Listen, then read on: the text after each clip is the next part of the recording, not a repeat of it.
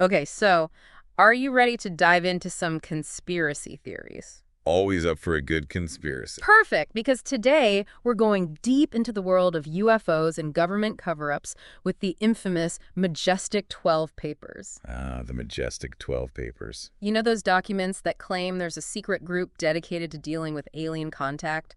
We're talking crashed UFOs, government cover-ups, maybe even a treaty with extraterrestrials. It's like a greatest hits of conspiracy theories all rolled into one. Right. And I know you love digging into this kind of hidden history, so I think you're really going to dig this one. Yeah, this is right up my alley.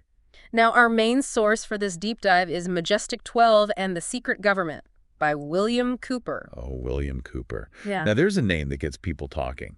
That's an understatement. Even in UFO circles, even among hardcore believers, this guy was considered, to put it mildly. But that's also what makes his story so fascinating to unpack. I mean, he didn't just say, hey, aliens exist. Oh, no. He went all in, created this whole elaborate narrative, weaving together real events and figures with these wild claims. Oh, yeah. We're talking a secret society called the Jason Scholars, an alien ambassador nicknamed Original Hostage Krell. I mean, it's a wild ride. It's like something straight out of a science fiction thriller. Exactly. But we're here to separate fact from fiction, or at least try to, right? Absolutely. We're going to look at what Cooper claimed, why it's so hotly debated, and what details stand out as genuinely intriguing, even if we don't end up buying the whole shebang. I love it. So let's start with the big bang of UFO lore, the granddaddy of them all, the Roswell incident of 1947. Roswell. Got to start there. It's like the birthplace of modern ufology. It's true. And of course, the official government line is that it was just a weather balloon. Right, nothing to see here, just a weather balloon. But Cooper, he said, oh no, it was one of multiple crashes involving recovered alien bodies. Multiple. Multiple. And this is crucial because right off the bat, Cooper establishes this pattern of government secrecy and distrust. Right, they're lying, covering things up, and that becomes a recurring theme throughout his whole narrative. Oh, absolutely. And you can't talk about government cover-ups in the late 40s without tapping into that classic Cold War paranoia. Exactly. Yeah. Everyone's suspicious of everyone else. The Soviets, the communists, now aliens. It was a tense time, To say the least. And it's not just the crashed UFOs themselves. Cooper even brings up the mysterious death of James Forrestal. Forrestal? Yeah, James Forrestal, the Secretary of Defense at the time. Oh, right. I'd forgotten about him. Yeah, well, Cooper claims Forrestal was deeply troubled by the government's secrecy around Roswell and might have even wanted to blow the whistle on the whole thing. Really? Yeah. Cooper even implies that Forrestal's suicide was staged to silence him. Wow, that's quite the accusation. Is there any evidence to support that? Well, it's highly unlikely, to say the least. Okay. But again, it adds to the intrigue and feeds into Cooper's larger narrative of a massive cover-up. For sure. And honestly, the Roswell incident is just the tip of the iceberg for Cooper. Oh yeah, this is where it really gets interesting. So what comes next? Well, according to Cooper, Roswell led directly to the creation of Project Sign, which was tasked with investigating UFOs. And then Project Sign evolved into Project Grudge, and then Blue Book. Grudge, Blue Book. Have you ever noticed how those names get progressively less interesting? Like, the government just wanted us to get bored and stop asking questions. It's true. It's like they started with something kind of intriguing and then just went with whatever sounded the most bland and bureaucratic. Oh yeah, Blue Book, that sounds super exciting. Tell me more about your weather balloons. Right. Like, case closed, nothing to see here, folks. Exactly. Yeah. And speaking of government agencies and asking questions, this is where Cooper makes a very interesting connection. He links Roswell to the formation of the NSA. The NSA. Wait, what? Oh yeah, he goes there. I mean, I know the NSA likes to keep secrets, but I didn't realize aliens were part of their portfolio. According to Cooper, it wasn't just about spying on other countries. It was about deciphering alien communication. They were trying to talk to aliens. Well, more like listen in. He called it Project Sigma. Project Sigma. So hold on. Are you saying that our search for extraterrestrial life might have inadvertently led to the creation of this massive global surveillance apparatus? That's what Cooper wants us to believe. That's a pretty chilling thought. Right. Makes you wonder what they're listening to right now. It does, and it gets even weirder because to make it all feel more real, more tangible, Cooper goes into these strangely specific details about the alien they supposedly captured from one of the Roswell crashes. Oh, yeah. What kind of details? Well, he refers to this alien as EBE. EBE. Short for extraterrestrial biological entity. Catchy, right? Very scientific. I know, right? But here's the thing. EBE supposedly had chlorophyll-based biology like a plant. They even had to bring in a botanist to try and keep him alive. A botanist, that's a new one. Right, like why would Cooper include such a random detail?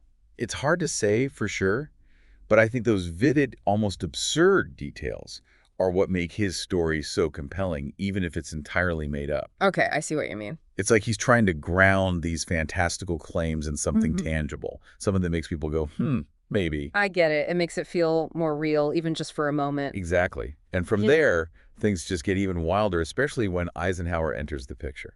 Eisenhower, what does he have to do with all of this? Well, this is where we get to the alleged formation of MJ-12, that super-secret group of top officials tasked with managing the whole alien situation. MJ-12. This is getting good. Oh, yeah, it's about to get real. Yeah. Yeah, MJ-12, like the ultimate conspiracy theory cabinet meeting, right? And according to Cooper, this group, they actually negotiated a treaty with the aliens.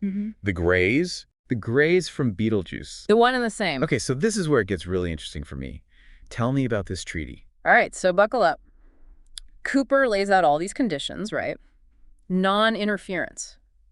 So the aliens promise not to meddle in our affairs. Okay, that seems fair. There's technology exchange. They share some of their advanced tech with us. Sweet.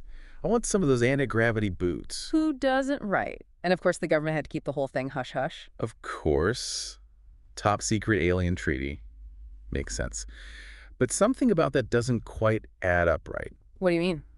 Well, if the aliens are so advanced and we're getting all this cool tech, why are we still driving gas-guzzling cars? Ah, that's the million-dollar question, isn't it? Where's our warp drive? But Cooper had an answer for that too, or at least a theory. Let's hear. Cooper believed there was a darker side to this treaty, a much more sinister aspect to this supposed alien partnership. Okay, now you've got my attention. According to Cooper, the aliens didn't just want to study us or share some tech. They wanted something else. They wanted to abduct humans. Wait, what? Abductions? Like those stories of people getting snatched in the middle of the night? That's what he claimed. And he didn't shy away from the darker implications either. Like what?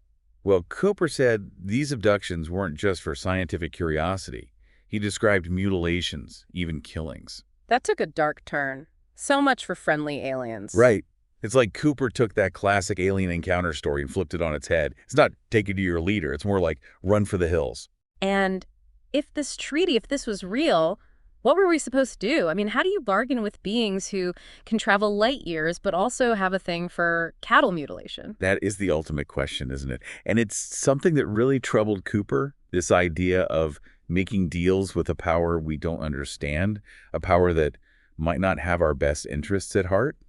He saw it as a Faustian bargain, a deal with the devil. Deal with the devil. And to make matters worse, he claimed the aliens weren't even holding up their end of the bargain. What do you mean? Cooper believed that they were manipulating world events, using secret societies, even religion, to further their own agenda.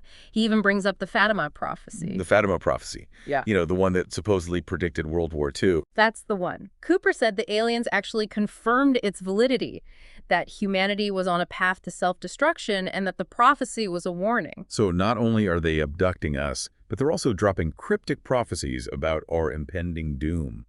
Cheerful bunch, these aliens. It gets wilder. Cooper describes these contingency plans that MJ-12 and the Jason scholars cooked up to deal with this supposed apocalypse. Contingency plans like what happens when the aliens decide they've had enough of us? Exactly. He called them alternatives. Alternatives. Okay, I gotta hear this. Lay it on me. Okay. So, alternative one, nuking holes in the atmosphere. You're kidding, right? To do what? Let out the pollution? Apparently. As if that would end well. Right. The cure sounds worse than the disease. Yeah. What else? What's alternative two? Alternative two, the classic underground bunkers for a select few, leaving everyone else to fend for themselves. The good old save the chosen few scenario. Right, like something straight out of a dystopian novel. But wait, there's more. Alternative three, space colonies. Space colonies. See, now that one I can get behind. Well, hold on. Cooper suggests these colonies weren't just about escaping a dying Earth. He hints at something far more sinister, establishing a new world order, potentially even using humans as slave labor. So much for escaping to the stars. It's a lot to unpack, right? Alien invasion, nuclear annihilation, government conspiracies, even our own self-destruction. Cooper really threw everything at the wall to see what would stick. It's like he tapped into every fear we have about the future. And just when you think Cooper's thrown everything but the kitchen sink at us, he brings in another big player, George Bush Sr. George Bush Sr. Okay, this I got here. What's the connection? So what did Cooper have to say about Bush Sr.? Was he piloting a UFO? Okay, not quite, but almost as wild.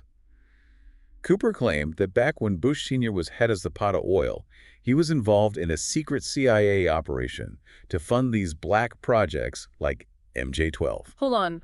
Funding black projects. How exactly? Get this, Cooper alleged they did it through drug trafficking. They were selling drugs to fund the alien cover-up. That's the gist of it. Huh. He claimed they used offshore oil platforms to smuggle drugs into the country. I gotta hand it to Cooper. The man knew how to spin a yarn. But seriously, do you think there's any truth to any of that? Let's just say there's no credible evidence to back up any of those claims. Figured as much. But I think it speaks to Cooper's larger worldview. This deep distrust of authority, this belief that powerful people are willing to do whatever it takes to maintain control, even if it means sacrificing the well-being of everyday citizens. It's a pretty cynical outlook, but you have to admit it makes for a compelling narrative. Oh, absolutely. Yeah. And that brings us to one final detail from Cooper's book that I just have to mention. It's so strange that I almost left it out, but I just couldn't resist. Okay, you gotta tell me. After everything we've covered, alien abductions, government cover-ups, presidential drug trafficking schemes, I'm not sure anything can top that. Right, you ready for this? Cooper claimed that the government possesses a hologram of the crucifixion of Christ. Wait, what? A hologram. A hologram. Given to them by the aliens, of course. Of course. I should guessed. Okay, I need to hear more about this. What was Cooper's reasoning here? Why a hologram of the crucifixion? It's hard to say for sure, but I think it ties into his broader theme of information control. Information control. Yeah. Think about it. If you can control the narrative of something as fundamental as religion, you can control a lot of people.